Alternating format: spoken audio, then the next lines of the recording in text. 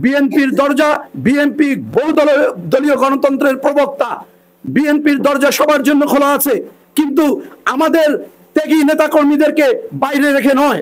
হাতীবান্ধায় শহীদ president Ziaur রহমানের ৪৪তম মৃত্যুবার্ষিকী উপলক্ষে দোয়া ও আলোচনা সভা অনুষ্ঠিত হয়েছে। শুক্রবার বিকেলে লালমনিরহাটের হাতীবান্ধা উপজেলা বিএনপির দলীয় কার্যালয়ে এক আলোচনা সভা অনুষ্ঠিত হয়। অপরদিকে উপজেলার জিএমসি হলরুমে দোয়া ও আলোচনা সভার আয়োজন করেছেন সাবেক সংসদ সদস্য বিএনপি নেতা মরহুম জয়নুল আবদিন সরকারের বড় ছেলে শাহেদুজ্জামান কোয়েল। এ সময় তিনি বিএনপির প্রতি অভিযোগ করে বলেন, ত্যাগী নেতাদের মূল্যায়ন করা হচ্ছে না। দীর্ঘদিন ধরে হাতীবান্ধা উপজেলা বিএনপির কমিটি নেওয়া হওয়ায় অনেকে হতাশাগ্রস্ত হচ্ছে, তাই দ্রুত সময়ের মধ্যে কমিটি করার আহ্বান জানান। বাংলাদেশের প্রথম রাষ্ট্রপতি, স্বাধীনতার মহানায়ক, বীরোত্তম শহীদ জিয়ার ৪৪তম শাহাদাত বার্ষিকীর আজকে আমাদের জন্য যারা জাতীয়তাবাদী রাজনীতি করি, যারা বাংলাদেশের পক্ষের রাজনীতি করি, বাংলাদেশ জিন্দাবাদের রাজনীতি করি, তাদের জন্য একটি শোকের দিন, শপথ নেবার দিন। এই দিনে আমাদেরকে নেতৃত্ব শূন্য করার জন্য, এদেশের স্বাধীনতা সার্বভৌমত্বকে বিপন্ন করার জন্য রুশ ভারতের ষড়যন্ত্রের কারণে, ভারতের দালালদের ষড়যন্ত্রের মাধ্যমে এমন একটি সময় যখন শেখ হাসিনা ওই ভারত থেকে দীর্ঘ নির্বাসনের থেকে দেশে পদার্পণ করলেন, তার 7 দিনের মাথায় শহীদ রাষ্ট্রপতি জিয়াউর রহমান শাহাদাত বরণ করলেন।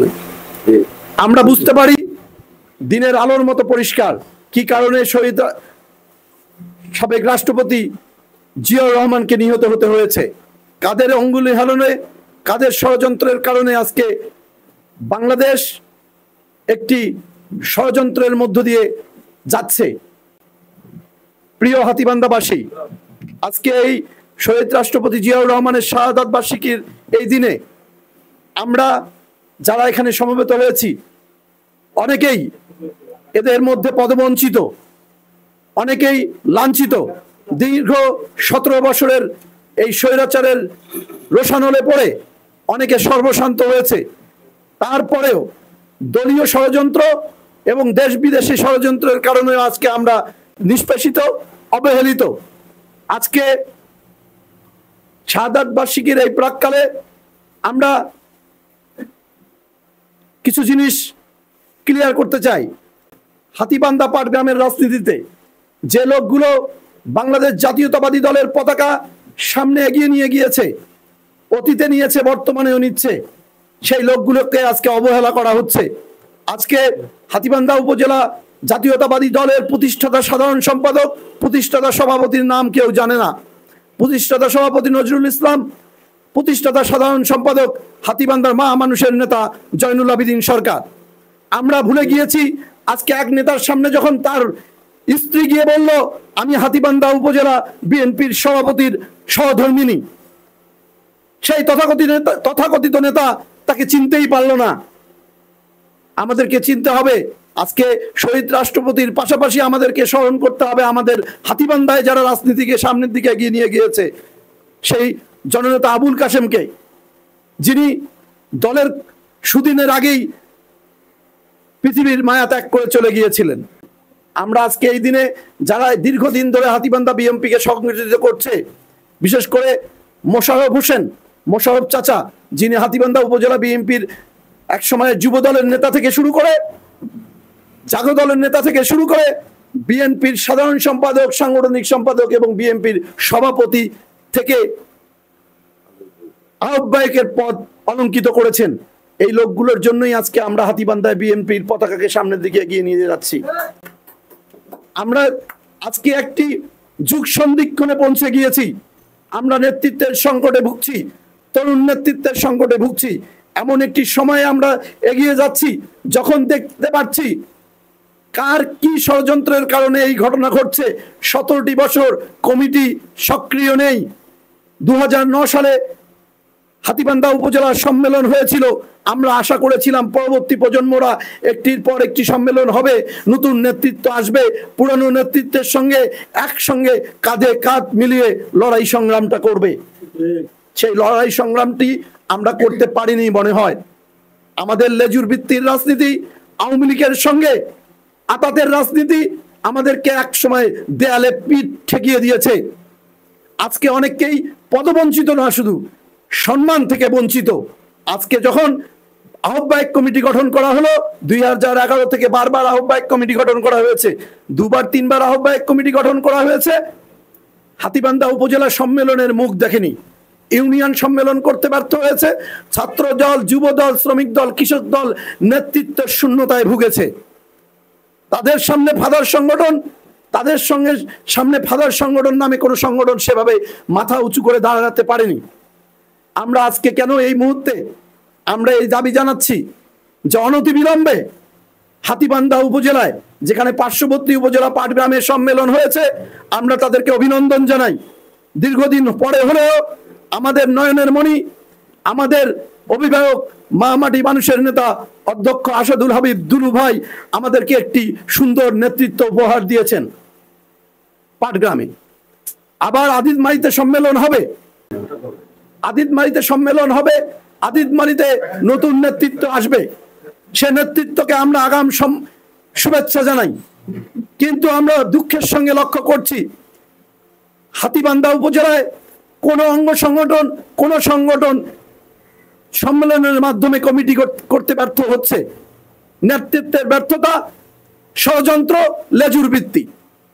আমরা চাই হাতীবান্ধা উপজেলা তার নিজের পায়ের উপরে দাঁড়িয়ে রাজনীতিটি করুক, সংগ্রামটি করুক, জনগণের অধিকার, ভোটের অধিকার নিয়ে আন্দোলন সংগ্রাম করুক।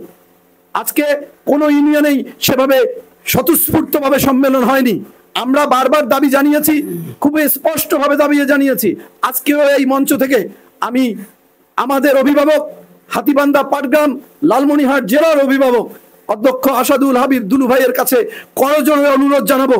আমরা আশা করব আপনার কানে এই কথাটি পৌঁছুক যে আমরা যারা বঞ্চিত, আমরা যারা অধিকার আদায়ের সংগ্রাম করছি, আমরা দলের বিভিন্ন কৌশলের কারণে আমরা নির্যাতিত হচ্ছি, অবহেলিত হচ্ছি, আমরা কারোর সামনে মুখ দেখাতে পারছি না।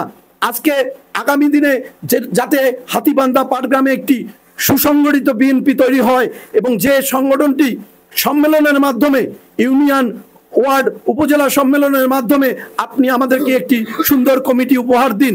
আপনি যাকে মনে করবেন তার নেতৃত্বে আমরা আগামী দিনে দলকে সংগঠিত করব। আমাদের পদের লোভ নেই, আমাদের কোনো কিছু দরকার নেই। আমরা চাই শহীদ জিয়া যার জন্য জীবন দিয়েছে, যে দেশের জন্য জীবন দিয়েছে, যে সংগঠনটি করতে গিয়ে তাকে আত্মাহুতি দিতে হয়েছে, আমাদের নেত্রী, মা মাটি মানুষের নেত্রী, দেশনেত্রী বেগম খালেদা জিয়া অন্ধকার কারাগারে কাটিয়েছে স্বৈরাচারের রোশনালে। সেই দলটিকে যাতে সংগঠিত করা যায়, সে দলটি যাতে আগামী দিনে হাতীবান্ধায় নেতৃত্ব দেয়, হাতীবান্ধার সমস্ত আন্দোলন সংগ্রামে নেতৃত্ব দেয়, যে স্বপ্ন আমাদের নেতা আসাদুল হাবিব দুলু ভাই দেখছেন, আজকে তিস্তা বাদ হয়, তিস্তা যে সংগ্রাম উনি শুরু করেছেন, সেই সংগ্রামে যেন আমরা ওনার পাশে থাকতে পারি। কিন্তু এরকম একটি দুর্বল সংগঠন দিয়ে কোনো কিছুই করা সম্ভব নয়। আগামীতে নির্বাচন আসছে, খুব অল্প সময়ের মধ্যে নির্বাচন হবে। আমরা আশা করি, আমরা চাচ্ছি, আমাদের নেতা দেশনায়ক তারেক জিয়া ঘোষণা করেছেন ডিসেম্বরের মধ্যে নির্বাচন চাই। আমরাও তার সঙ্গে একত্রতা ঘোষণা করি, হাতীবান্ধা বিএনপি একত্রতা ঘোষণা করে, এবং আমরা চাই ডিসেম্বরের মধ্যে নির্বাচন হোক এবং সেই নির্বাচনে হাতীবান্ধা উপজেলার বিএনপির নেতৃত্বে একটি দুর্বার নির্বাচনী পরিবেশ তৈরি হোক, যে নির্বাচনে আমরা জাতীয়তাবাদী দলের প্রার্থীকে ভোটে জয়যুক্ত করতে পারি। আমরা চাই সঠিক নেতৃত্ব। আগামী দিনে হাতীবান্ধায় যে নেতৃত্ব তৈরি হবে, সেই নেতৃত্ব যেন হাতীবান্ধা পাটগ্রামকে নেতৃত্ব দেয়। আমরা কে নেতৃত্ব দিল এ বিষয়ে আমাদের কোনো কথা নেই। আমরা চাই একটি সুসম্পন্ন সুস্থ কাউন্সিল হোক হাতীবান্ধায়, যে কাউন্সিলটির মাধ্যমে সুস্থ নেতৃত্ব তৈরি হোক, যারা সত্যিকার ভাবে হাতীবান্ধায় রাজনীতিটিকে সামনের দিকে এগিয়ে নিয়ে যাবে। আজকে শহীদ রাষ্ট্রপতিকে স্মরণ করছি, বাংলার রাখাল রাজা, তার কারণেই আমরা আজকে এই রাজনীতিতে এসেছি, তার আদর্শকে ধারণ করেই আমরা রাজনীতিতে এসেছি।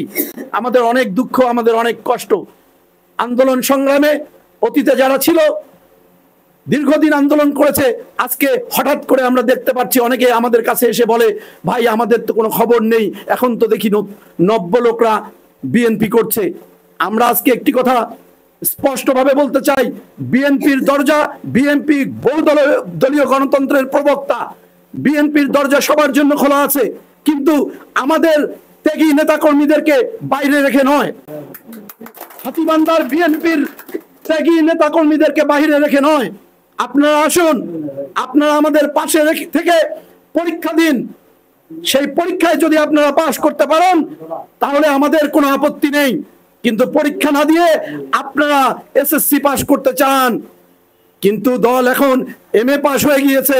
আপনারা এমএ পাশ করতে চাইলে এসএসসি পাশ করেন, ইন্টারমিডিয়েট পাশ করেন, অনার্স কমপ্লিট করেন, তারপর মাস্টার্স পাশ করার চিন্তা ভাবনা করবেন। আপনারা 14 বছর 13 বছর বিভিন্ন কারণে আপনাদের প্রবলেম ছিল, আপনাদের সমস্যা ছিল, আপনারা সাহসী ছিলেন না, আপনারা রাজপথে আসেননি।